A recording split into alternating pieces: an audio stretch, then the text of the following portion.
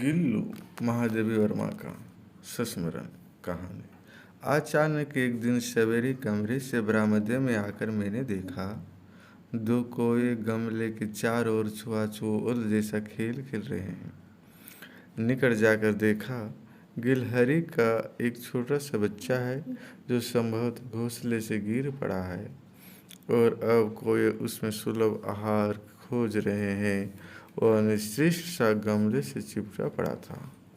सबने कहा, कोए की चोंच का घाव लगने के बाद यह बच नहीं सकता, अतः इसे ऐसे ही रहने दिया जाए। परंतु मन नहीं माना और मैं उसे हौले से उठाकर अपने कमरे में ले आई। फिर रुई से रक्त पोंछकर घावों पर पेनिसिलिन का मरहम लगाया। रुई की पतली बत्ती दूध में भिगोकर जैसे तैसे उसके नन्हे से मुंह में लगाई, पर मुंह खुल ना सका और दूध की बूंदें दोनों ओर लुढ़क गई।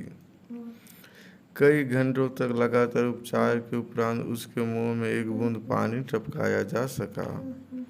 तीसरे दिन वह इतना अच्छा और अस्वस्थ हो गया कि मेरी अंगुली अपने दोनों नन्हे पंजों से पकड़कर नीले कांच की मोतियों जैसी आंखों से इधर उधर देखने लगा। 3-4 मास में उसके स्निग्ध रोए, सब्जेदार पूंछ और चंचल चमकीली आंखें सबको विस्मित करने लगी। हम उसे गिल्लू कहकर बुलाने लगे। मैंने फूल रखने की एक हल्की डालियां में रुई बिछाकर उसे तार से खिड़की पर लटका दिया। वही 2 वर्ष तक गिल्लू का घर रहा। वह स्वयं हिलाकर अपने घर में झूला झूलता और अपने कांच के मनकोसी आंखों से कमरे के भीतर और खिड़की से बाहर न जाने क्या क्या देखता समझता रहता था। उसकी समझदारी और कार्यकलाप पर सबको आश्चर्य होता था। जब मैं लिखने बैठती तो मेरे ध्यान आकर्षित करने के लिए वह मेरे पैर पर आकर सर पर से पर्दे पर चढ़ जाता और फिर उसी तेजी से उतरता।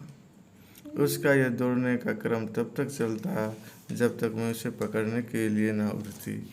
कभी मैं गिल्लू को पकड़ कर लंबे लिफाफे में इस प्रकार रख देती कि उसके अगले दोनों पंजे और सिर के अतिरिक्त सारा लद्दूगात लिफाफे के भीतर बंद रहता।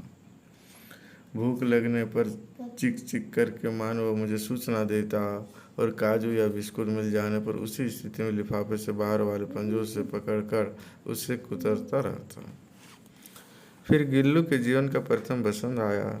नीम चमेली की गंध मेरे कमरे में हौले हौले आने लगी।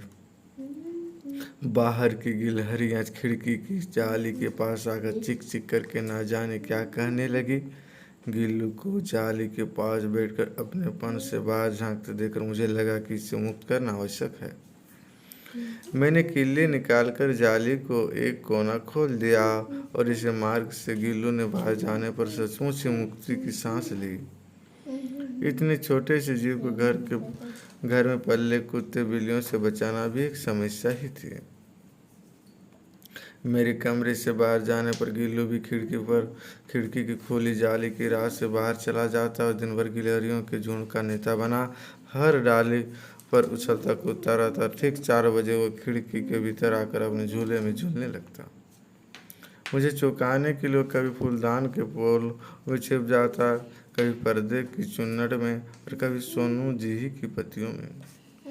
मेरे पास बहुत से पशु पक्षी हैं और उनका मुझे लगाव भी कम नहीं, परंतु उनमें से किसी को मेरे साथ मेरी थाली में खाना खाने की हिम्मत हुई हो, ऐसा मुझे स्मरण नहीं आया। गिल्लू इनमें अपवाद था। मैं जैसे ही खाने के लिए कमरे में पहुंचती, वह खिड़की से निकलकर आंगन की दीवार बरामदा पार करके मेज पर पहुंच जाता और मेरी थाली में बैठ जाना चाहता। बड़ी कठिनाई से मैंने उसे थाली के पास बिठाना सिखाया, जहाँ बैठकर वह मेरी थाली में से एक एक चावल उठाकर बड़ी सफाई से खाता रहता। काजू उसका प्रिय खाद्य था और कोई दिन तक काजू ना मिलने पर वह अन्य खाने की चीज़ों या तो लेना बंद कर देता था या झोली के नीचे फेंक देता था। उसी बीच मुझे मोटर दुर्घटना से आहत होकर कुछ दिन अस्पताल में रहना पड़ा।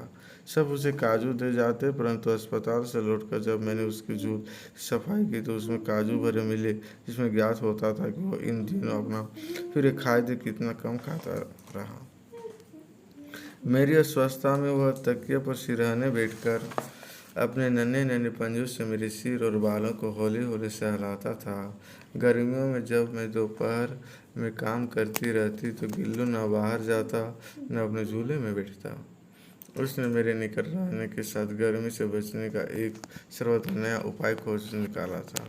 वह मेरे पास रखी सुराही पर लेट जाता और इसी प्रकार समय भी रहता और ठंडक में भी रहता।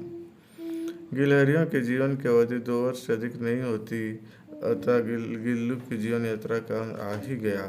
दिन भर उसने कुछ न खाया न बाहर गया।